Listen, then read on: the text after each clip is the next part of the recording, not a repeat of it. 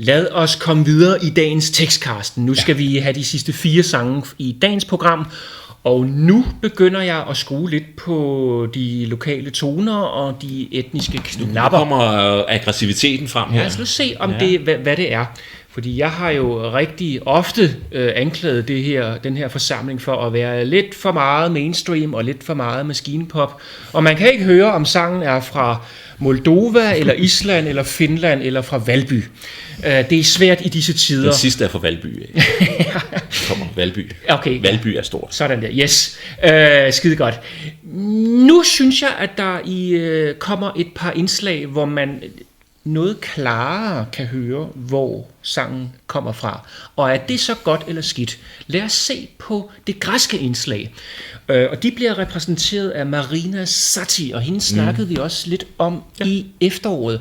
Og der nævnte vi rent faktisk, fordi vi forsøgte lige at finde ud af hendes repertoire og sådan noget, er hun en af de der Panic Records duller, som står der som sædvanligt, lidt ligesom Cypern, og så videre, så videre, så videre. Det er hun rent faktisk ikke, har tidligere beskæftiget sig noget mere med den folkloren og den græske folkemusik, stadig tilsat nogle moderne rytmer. Og det vil jeg våge at påstå, at hun forsøger at tage med i sit Eurovision-indslag, Sari, mine damer og herrer, og nu skal vi på græsk charterferie.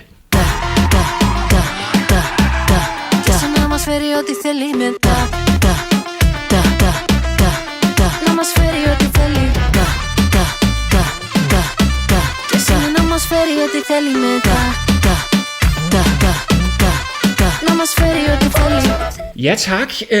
Wow, der fik vi lige skruet lidt op for de græske toner i en musikvideo, som er sådan et levende postkort, kan man sige på en eller anden måde, men som nu sådan også kan man se, synes jeg. Fremhæver det mere moderne Grækenland, ikke? Der er noget humor bag, og man kan jo godt se, det er jo lidt en parodi på et græsk postkort. Nå, men er det også en parodi af en sang, eller hvad? Eller hvor når vi frem til? Du må give mig ret i, at nu begynder vi at trykke på nogle lokale toner. Nu er adressen kendt, og ikke kun fordi det er en postkortvideo, men jeg synes også, at rent de græske instrumenter bliver mixet godt og grundigt med en god 4 i gulvet. Ja. Ikke så mange hi-hat, ikke så mange beatslag og sådan noget, men den er 4 i gulvet, og det er ret moderne faktisk. Det er noget, som der er sådan, jeg tror, det er noget, der kommer til at hitte ret stort, også i Eurovision-wise. Jeg tror, der er mange græske fans, der åbner en god placering i år til Grækenland. Så har vi så Crashen, når det så handler om personlig smag. Ja. Fordi jeg kan ikke fordrage det her nummer her. Jeg synes, det er tunge. Det er simpelthen for hårdt for mine ører.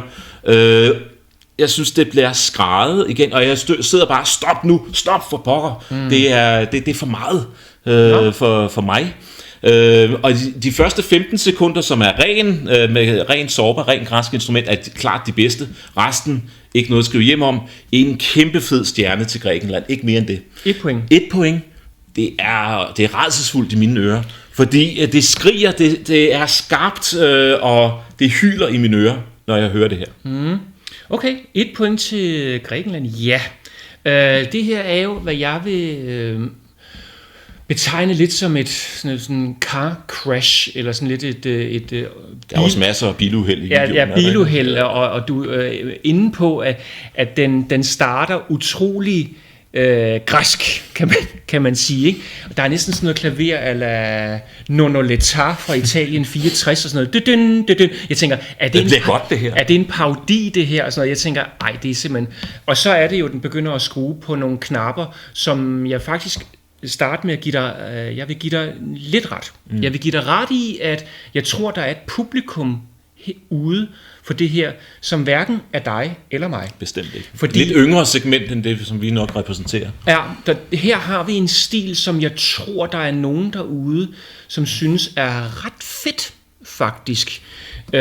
Og så er der det personlige car crash for mig, fordi alt fortæller mig, ligesom at du så ligger helt ned under kølerhjelmen her, kan jeg fornemme, at jeg bør gå i en lang bue uden om det her.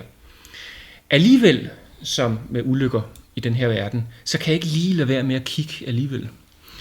og synes faktisk, at det her, ja, nu bliver vi sikkert uvenner, at det her faktisk er ret dragende. Hun leger med den der vokal der, og det er utrolig, altså, ja, not for me, not for you, og sådan noget, men den har en helt fantastisk smittende rytme. Jeg tror, den vil være rigtig god på Euroclub klokken 3 om natten, med lidt for meget alkohol indenbords. De har tidligere, grækerne, haft nogle alkoholbårne bidrag, og der vil den sikkert finde forsøger jeg så at drage mig ind her, og så giver jeg 4 point til Grækenland, og tænker, det her, det er ikke for mig, men så kan jeg ikke rigtig forklare, hvorfor jeg egentlig synes, det er meget fedt. Men du føler dig tvunget ind i selskabet? Ja. Jeg synes, hun griber lige fat. Jeg synes, at musikvideoen er ret morsom, og hun kan et eller andet, og alt fortæller mig, at jeg ikke kan lide det, men jeg sidder faktisk og synes, at det er ret morsomt. Men sidder du også lige og trykker på play, og skal høre numrene bare med høretelefonerne? Det gør man vel ikke. Man sidder vel og ser sådan et nummer her. Altså, det er vel det, man primært gør, ikke?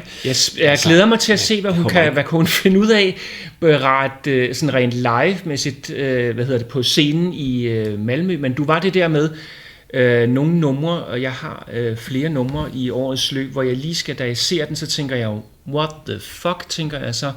Og så trykker jeg lige på det lille ikon nede i YouTube, hvor den, altså repeat. Okay, der er jeg sgu ikke kommet til. Skal lige se den igen. Der er vi så uenige. Jeg synes faktisk, jeg har givet den nogle chancer.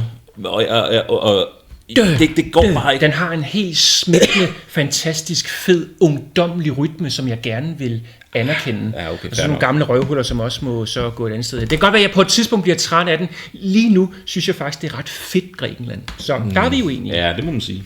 Nå, skal vi se, om vi også er uenige om næste bidrag.